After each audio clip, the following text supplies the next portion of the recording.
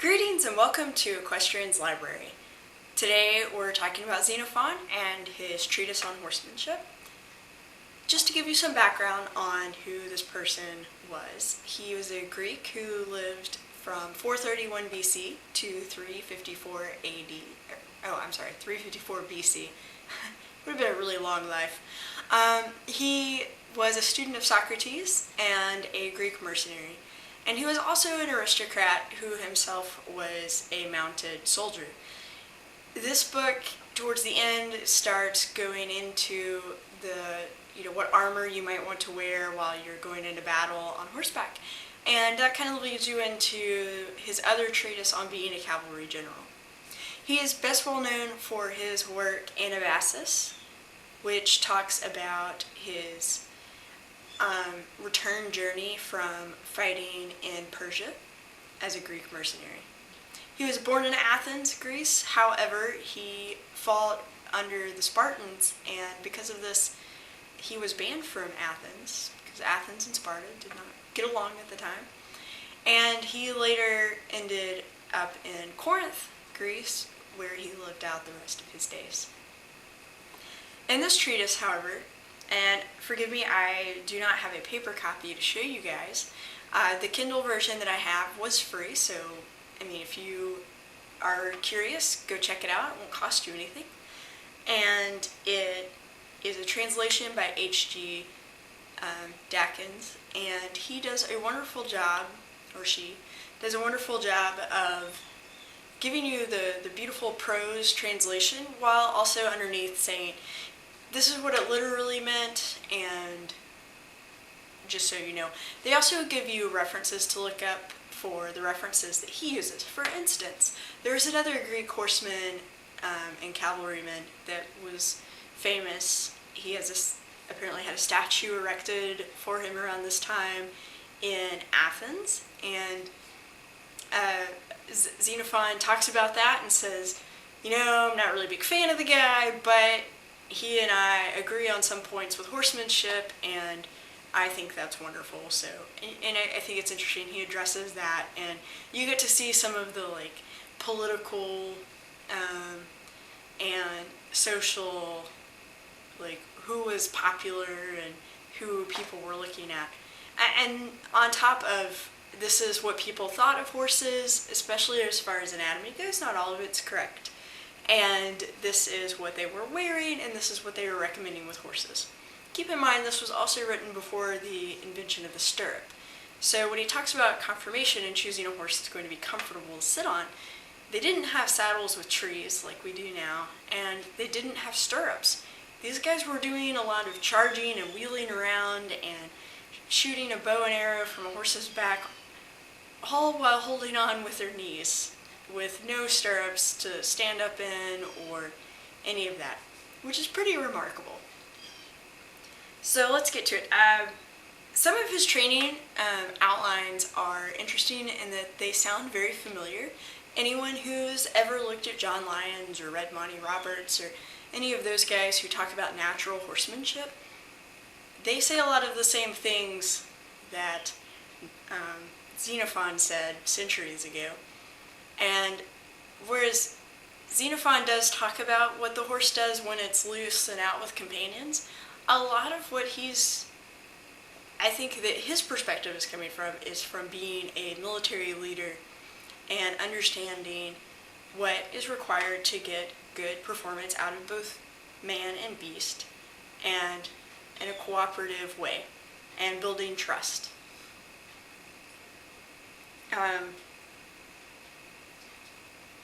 So, for instance, when talking about the horse's access to food, he says that the horse should be able to access food without it getting stolen from him. We all know horse hierarchies. Some horses will, chase the others off and eat their food, and he's saying, don't do that. Make sure the horse gets food. And he says, to neglect a detail of this kind is surely to neglect oneself, since in the hour of danger it is certain the owner has to consign himself, life and limb, to the safekeeping of his horse.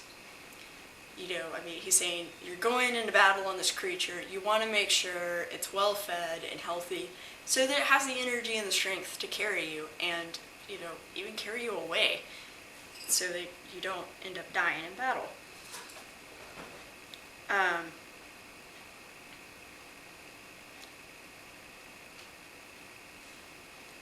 He also talks about when talking about introducing the horse to objects that might, the horse is going to encounter a lot and might be hesitant about.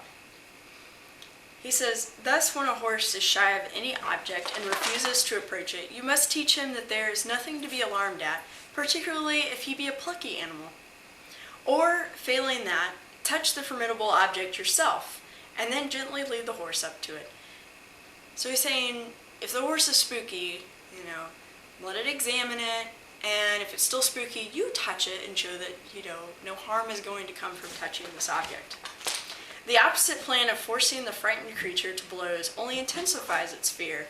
The horse mentally associates the pain he suffers at such a moment with the object of suspicion, which he naturally regards as its cause. So, don't force the animal with a whip. It's just going to make things worse and scar it, which I remember reading Monty Roberts' first book, The Horse Whisperer, or something along those lines. He talks about this horse he had that when it was trained, they used a plastic bag and to frighten it and scare it. And from then on, anytime the horse heard plastic rustling, it would get, it would spook. It would get real tense. And sorry, cats. And so even Xenophon recognized that was a bad long-term tactic.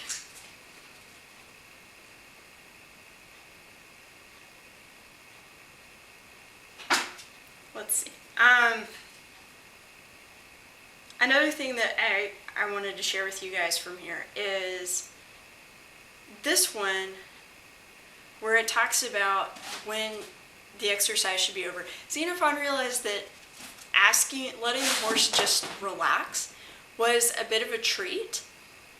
And so he says, and when talking about training the animal, when the moment to dismount has come, you should never do so among other horses, nor near a group of people, nor outside the exercising ground, but on the precise spot which is the scene of his compulsory exertion, let the horse also find relaxation.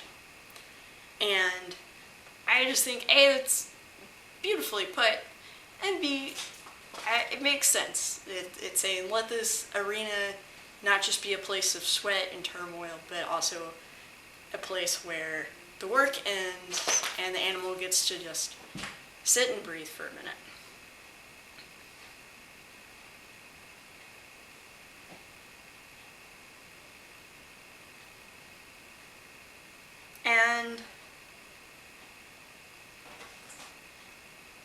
And in the end, again, it starts going into what to wear while you're going into battle on horseback. And one thing that caught my eye was, again, as an injury to the left hand may disable the horseman, we would recommend the newly invented piece of armor called the gauntlet, which protects the shoulder, arm, and elbow, with the hand engaged in holding the reins, being so constructed as to extend and contract. The newly invented gauntlet. So that kind of puts things in perspective as to what we were dealing with technology-wise, both for armor and for tack. The things he talks about when choosing a bit are very relevant today still. If you go to a museum and you're looking at ancient artifacts and you see bits, they look a lot like the bits we have now. They're basically all snaffles. And however, there were no stirrups. And so I think looking at the similarities to how most people would say is good to treat horses and train them, and what Xenophon was saying is very interesting, how little has changed despite how much has changed. Anyway, I hope you check out Xenophon's treatise on horsemanship for yourself. Again, the Kindle version is free, so go ahead and download the Kindle app if you don't already have it, and go ahead and get this for free, or go check it out at your local library if you prefer paper, and let me know what you think about it, and let me know what else you'd like to see. Next time we're going to cover some equestrian fiction, and we're going to look at the recent novel Other People's Horses by Natalie Reiner. Hope to see you again. Please like and or subscribe, and share with your friends if you enjoyed it. Toodles!